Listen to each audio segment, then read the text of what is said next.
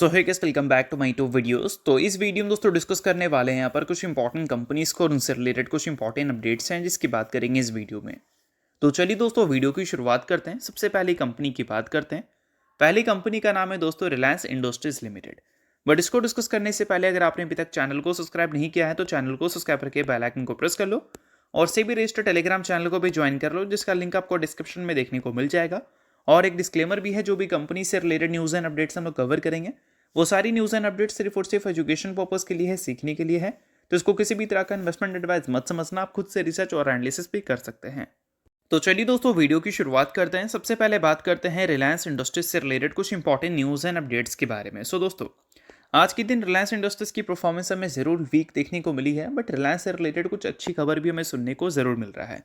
खबर देखा जाए तो कोई ऑफिशियल नहीं है, बोल सकते हैं रिपोर्ट के जरिए चीज़ें सुनने को मिल रही है। अब क्या चीज़ें हैं भाई, तो सुनने को ये मिल रहा है कि रिलायंस इंडस्ट्रीज को मिल सकता है लाइसेंस फ्रॉम यूएस। किसके लिए? वेनेजुएला का जो ऑयल है उसको खरीदने के लिए।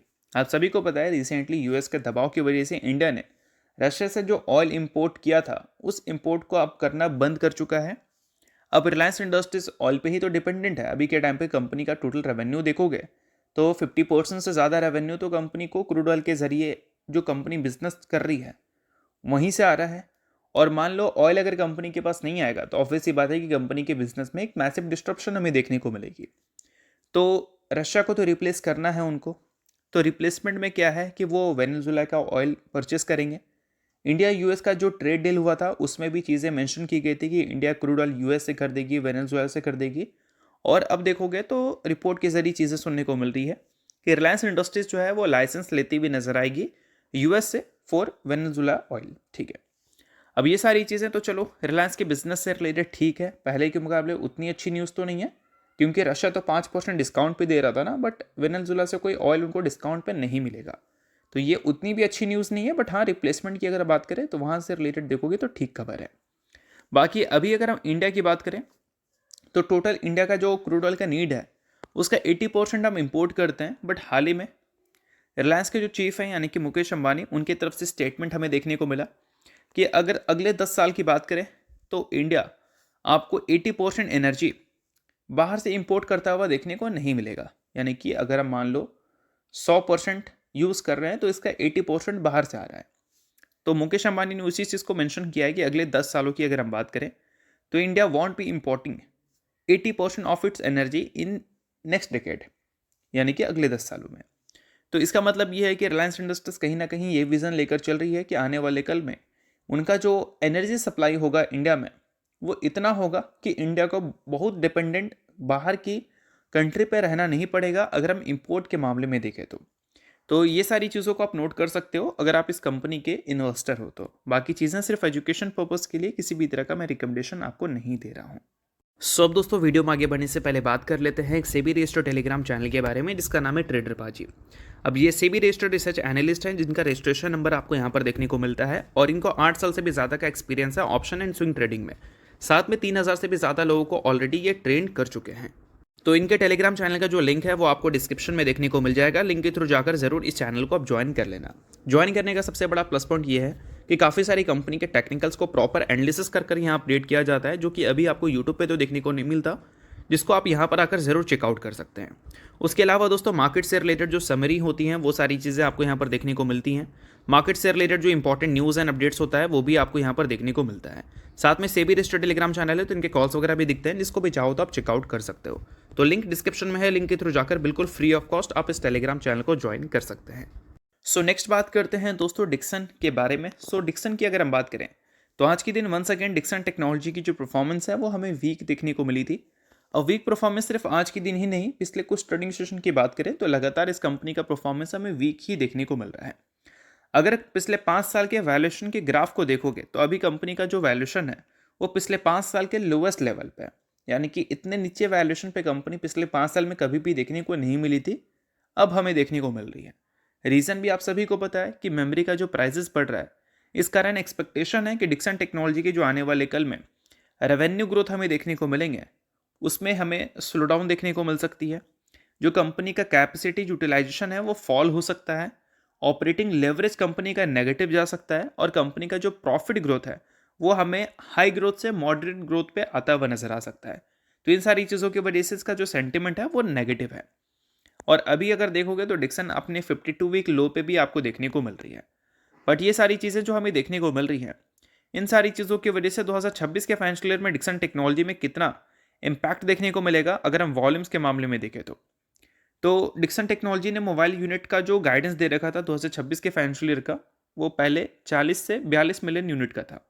अभी उसको उन्होंने कम कर दिया है, अभी कम कर दिया है 33 से 35 मिलियन यूनिट का, यानी कि 15 से 20% उन्होंने कट कर दिया है अगर हम वॉल्यूम की बात करें तो। और इन सारी चीज़ों की वजह से ईपीएस की एस्टिमेट की अगर हम बात करें तो अगर मान लो मेमोरी इन्फ्लेशन देखने को नहीं मिलता तो ईजिली 45 से 50% तक की ग्रोथ आपको डिक्सन टेक्नोलॉजी दिखाती 2026 के फाइनेंशियल ईयर में अपने रेवेन्यू में। और अब इन्फ्लेशन हमें देखने को मिल रही है, तो इस केस में क्या है कि ये 45 से 50% का ग्रोथ गिरकर 32 से 35% तक आ सकता है, ऐसा यहाँ पर एनालिस्ट का एजम्पशन है। और प्रॉफिट ग्रोथ की बात करें तो वो हमें 38 से 40% तक देखने को मिल सकती थी अगर इन्फ्लेशन देखने को नहीं मिलता, बट अब हो चुका है तो इससे इम्पैक्ट आएगा और 24 से 26% तक की ही अर्निंग्स ग्रोथ कंपनी हमें दिखाती हुई नजर आ सकती है। और दोस्तों, इस सारी चीज़ों की वजह से जो ईपीएस है वो हमें 8 से लेकर 12% तक गिरते हुए नजर आ सकते हैं अगर हम बात करें जो कंपनी रिपोर्ट कर सकती थी उसके हिसाब से। तो अभी कंपनी का जो ईपीएस है वो 145 से लेकर 155 के रेंज में देखने को मिल सकता है 2026 के फाइनेंशियल ईयर में, जो कि पहले 165 से लेकर 170 तक देखने को मिल सकता था। और दोस्तों, अगर यही सारी चीज़ें मान लो आगे भी कंटिन्यू रहती हैं तो ऑब्वियस सी बात है 2027 का फाइनेंशियल ईयर में भी इम्पैक्ट हमें देखने को मिलेगा। तो वहाँ पर इम्पैक्ट कितना हो सकता है वो भी मैं आपको बताता हूँ। बट उससे पहले अगर आपने अभी तक सेबी रजिस्टर्ड रिसर्च एनालिस्ट का टेलीग्राम चैनल को ज्वाइन नहीं किया है तो उसको जाकर आप जरूर ज्वाइन कर लेना। डिक्सन की बात करें तो उसके प्रॉपर एनालिसिस आपको वहाँ पर देखने को मिलेंगे, जिससे आपको आइडिया लगेगा कि डिक्सन टेक्नोलॉजी का अपकमिंग मूव हमें कैसा देखने को मिल सकता है। तो इस चीज़ को ध्यान में रखना और लिंक डिस्क्रिप्शन में है, लिंक के थ्रू जाकर चैनल को बिल्कुल फ्री में ज्वाइन कर लेना। तो देखो, अगर हम बात करें मान लो नॉर्मल साइकिल, यानी कि अगर इन्फ्लेशन में देखने को नहीं मिलता है मेमोरी के प्राइसेस में, तो 2027 में कंपनी इजीली 30% तक की प्रॉफिट ग्रोथ हमें दिखाती और ईपीएस में कोई खास इंपैक्ट हमें देखने को नहीं मिलता।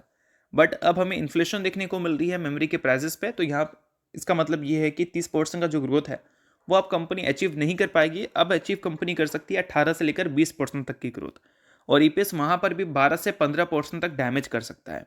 पहले के हिसाब से 210 से लेकर 220 तक का ईपीएस एक्सपेक्टेड था, बट अब देखोगे तो 180 से लेकर 195 तक ईपीएस कंपनी का देखने को मिल सकता है। तो ये सारी चीज़ें हैं आपको नोट करने को अगर आप डिक्सन के इन्वेस्टर हो तो। बाकी चीज़ें सिर्फ एजुकेशन पर्पस के लिए, इस चीज़ को भी ध्यान में रखना। नेक्स्ट बात करते हैं दोस्तों एंजल वन के बारे में। आज के दिन एंजल वन में पिटाई देखने को मिली, क्योंकि ओवरऑल अगर हम मार्केट की बात करें तो मार्केट कंडीशन आज के दिन कुछ खास अच्छा देखने को मिला नहीं था। निफ्टी की बात करें या फिर सेंसेक्स के, दोनों अच्छा खासा आपको गिरता हुआ देखने को मिला था। तो गिरावट के रीजंस आप सभी को ऑलरेडी हमने बता ही रखा है कि आईटी सेक्टर पिट रहा है, इस वजह से बाकी कंपनीज भी पिट रही है। और खासकर अगर हम मार्केट की बात करें तो आईटी सेक्टर का ठीक ठाक वेटेज है, इस वजह से मार्केट भी गिर रहा है। और एंजल वन की बात करें तो ये सारी कंपनी क्या है, मार्केट से ही पैसा बनाती है, और मार्केट अगर अच्छा नहीं करेगा तो ऑब्वियसली बात है ये सारी कंपनीज भी अच्छा नहीं करेंगी। और अगर हम बात करें पिछले एक साल की, तो पिछले एक साल में मार्केट कुछ खास अच्छा नहीं किया है, और उस पीरियड में इस कंपनी के अर्निंग्स को अगर आप देखोगे तो 15% से डी ग्रोथ कंपनी ने अपने रेवेन्यू में दिखाया है और प्रॉफिट में 42% से दिखाया है।